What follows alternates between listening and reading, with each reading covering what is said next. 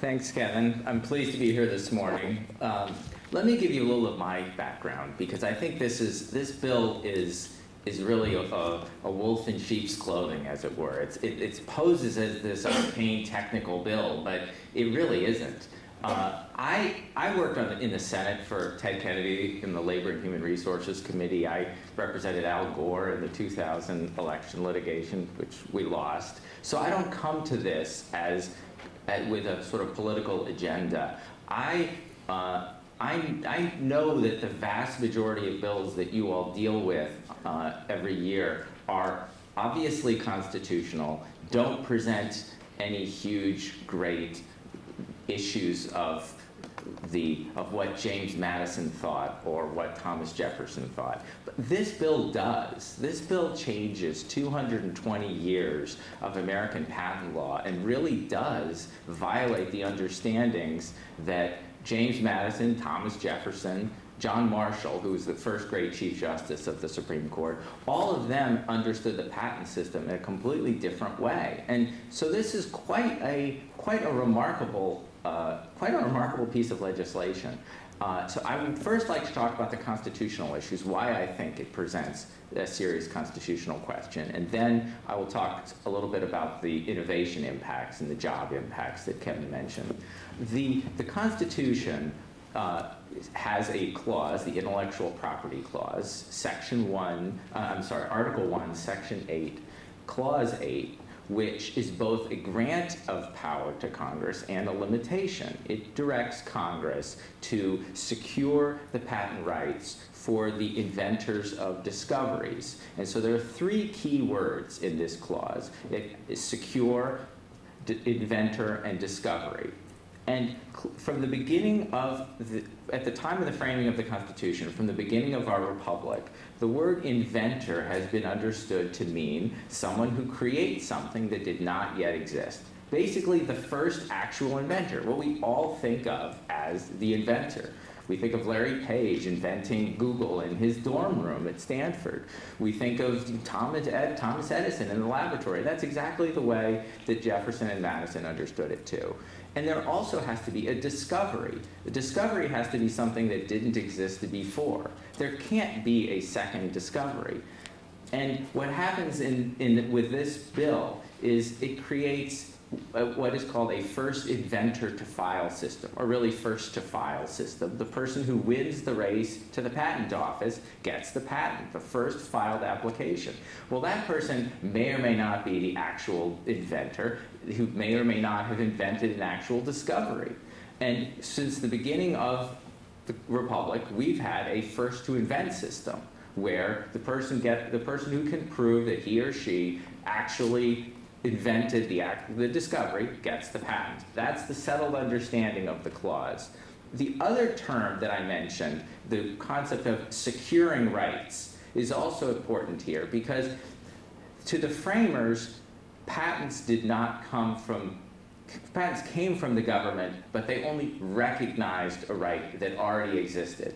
The framers clearly believed that the fruits of one's labor were at the base of patent rights. The person who through ingenuity and hard work came up with the idea, that was what created the patent right, not the government later. The government may have perfected the patent right, and there's lots of talk about how the property right was inchoate when it was before the patent was granted, and the patent perfected it. But the patent still, the property right, predated the government. And the framers were very clear about this because they had just lived through a system of crown-granted monopolies. In England, the English system, patents were granted to the king's friends.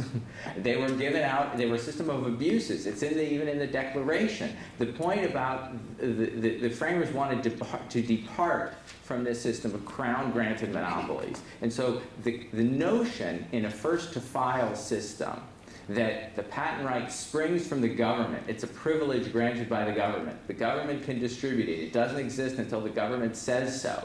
All of those notions were completely at odds with how people understood the patent clause when it was adopted 220 years ago. So one important constitutional guide is the views of the first Congress, because there were 55 delegates at the Constitutional Convention. 19 of them became senators, and 13 became representatives in the first Congress. The first Congress passed 2 patent acts. Both of them adopted a first-to-invent system and rejected a first-to-file system. The second Patent Act in 1793 created the Board of Patent Appeals, on which Thomas Jefferson sat. In one of the earliest cases, he explicitly rejected a first-to-file system.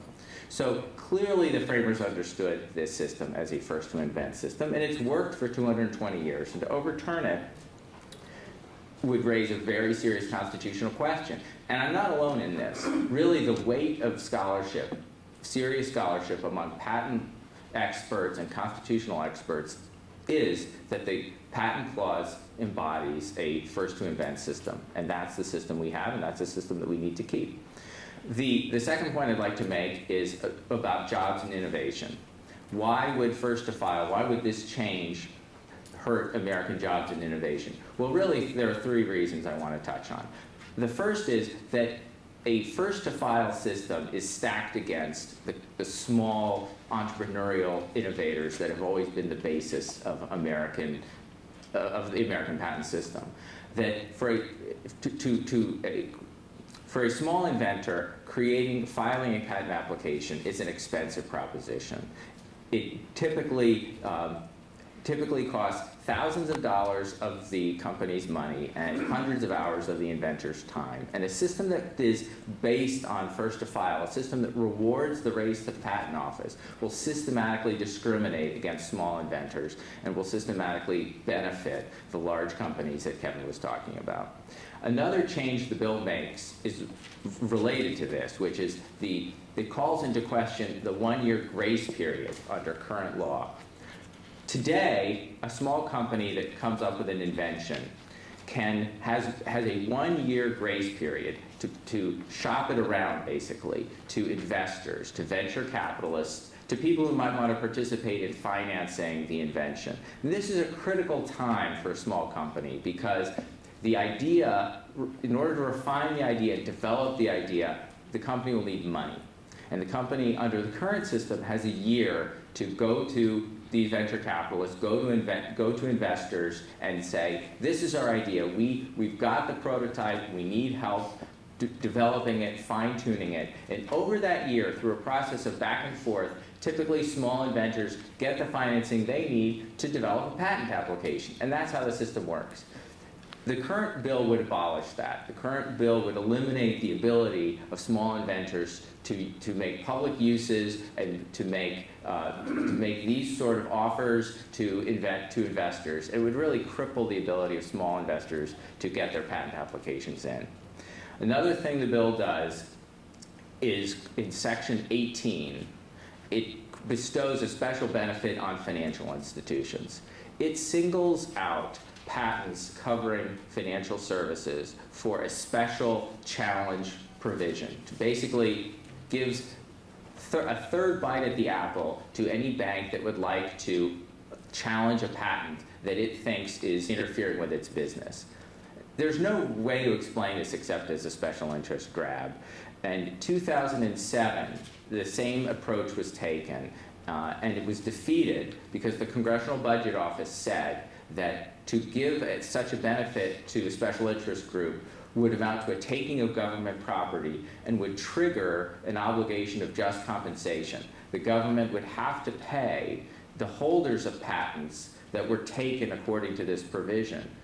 And that would cost money, and under a pay-go system, you have to find the money to pay for it. And so when this was basically the precise gambit was tried 4 years ago, it was unsuccessful. And really, there's no better reason to do it now. It's just another form of a Wall Street bailout in the form of patent reform.